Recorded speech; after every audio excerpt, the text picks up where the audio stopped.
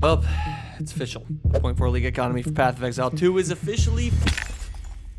For those unaware, Fubgun dropped a video this week called How to Generate a Temple Every 2 Minutes in Campaign. Now, I'll be running this footage in the background throughout this video just so you can see some of the absolutely absurd drop rates you were able to get from this method. Now, the TLDR version of his video is you could actually quickly generate fast temple chains in the Holden zone of the game's interlude. The valid temple plate would spawn in a static spot, so all you had to do was clear the plate, collect the energized crystal from killing all the mobs, then respawn at checkpoint and rinse and repeat. All you needed to do was keep a character under level 72 and you could just farm the shit out of these temples. And guys, the drop rates people were getting in this were just absolutely stupid. Looking at Fubgun's tweet from a few days ago, he said, "One full day of farming temple with a proper setup, more insane than I thought. 800 raw div drops in 12 hours as a solo player, roughly 1300 div profit."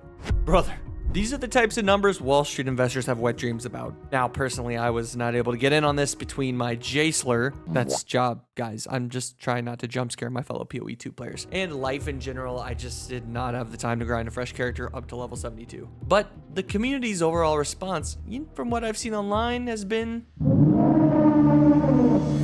well, pretty much what I expected. To make matters even worse, this exploit was discovered right when the good folks over at GGG were kicking up their feet for the holidays and sipping on eggnog, meaning that, to my knowledge, the offices were pretty empty. Things were looking pretty bleak and people were speculating a fix wouldn't even be implemented until the first week or so of January. But lo and behold, a Christmas miracle on December 28th, our savior Alexander over at GGG posted a hotfix stating that players will no longer be able to get energized crystals from areas that they significantly overlevel. Now, Fubgun's exploit video that turned everyone on to this method actually dropped on the 26th, so this gave people about 2 or so days to farm to their heart's desire. Alright, so we're actually going to jump into the game real fast, take a little peek ski at the markets. Surely this cannot have affected things that bad. Let's talk to our girl real quick. So currency exchange, say like we want to see what the price of one divine is, and I have exalted orbs.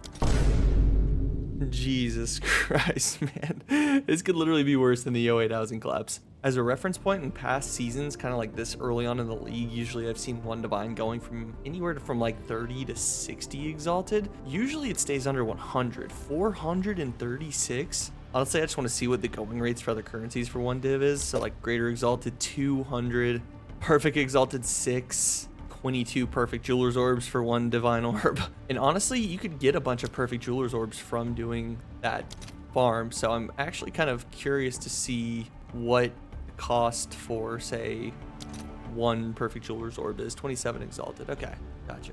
So I mean, after looking at this, I mean, it's pretty clear to see that the market's kind of fucked right now. Usually you don't see prices like this until way further on into the league, and we're what, like 2-3 weeks into the league at this point. Now personally for me, I play like a mix of softcore trade league, and then about a couple weeks in I'll switch to an HCSSF character and just kind of grind to see how far I can get. So for me, it's like it's annoying for sure, but it's not like it's affecting me that much. Whereas there are people out there who spend pretty much their entire time crafting rings, weapons. You know, there's some big crafters out there that pretty much rely on the markets, and that's kind of like what they enjoy, is crafting stuff, putting it on the markets, you know, turning around profit, and that's a huge part of the game for them. So I totally understand the frustration on their end of, hey, this feature that we really enjoy is just completely busted right now, and it's 3 weeks into the league. On the flip side of that, who knows, there could be, you know, a little time period where prices do start kind of coming back down to normal. Probably not, but we'll see. If you don't play SSF, this is, you know, probably a good time to try and boot up an SSF character, play through it. It's definitely a different experience, and in my opinion, at least from me playing a good bit of SSF, it's pretty rewarding when you get those drops that you've been chasing. Now, the currency system in SSF does suck.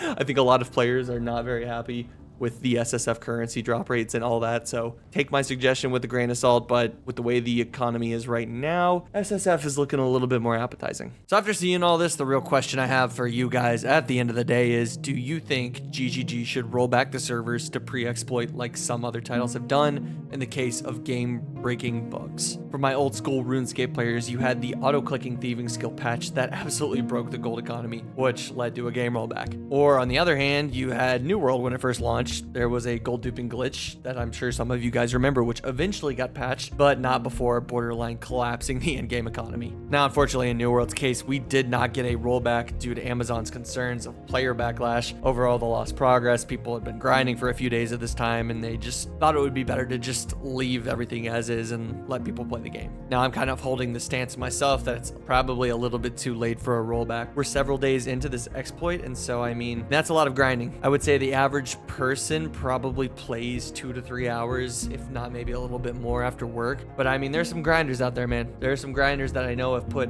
you know, dozens of hours into the game since this exploit first started, so it's tough, man. It's a tough choice. We'll see what GGG does. Honestly, probably won't do much other than they rolled this patch out. They're probably just gonna let people keep playing the game. Either way, you guys let me know what you think of the current situation and if the Point 4 League is just officially cooked at this point. Be sure to like and sub. We're gonna have some more PoE2 videos rolling out in the next few weeks, and I will see you guys in the next one.